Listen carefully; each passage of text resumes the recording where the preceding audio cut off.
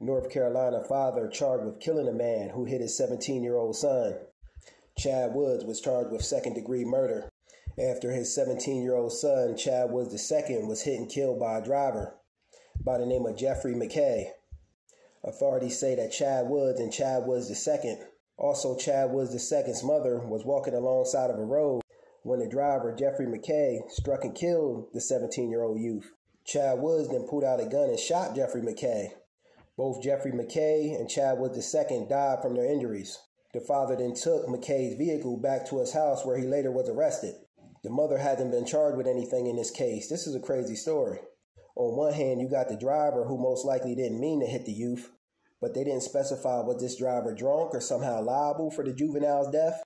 Then you got the father just doing what any good father's job is to do, protect their kids.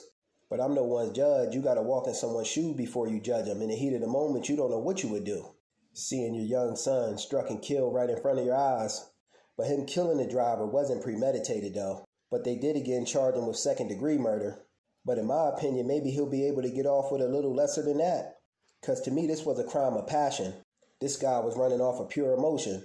A person doesn't know what they'll do in a situation like that in the heat of the moment. But you know they definitely going to charge him with something. He ain't getting away scot-free.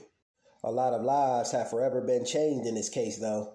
The father, who is now going to get a lot of time in prison. Of course, the youth that was killed and struck down by the car, and the driver of that car who was shot. This is a crazy story and just thought it was interesting and I wanted to share it. But my condolences to everyone involved in this crazy story because I could see it a multitude of different ways. Peace.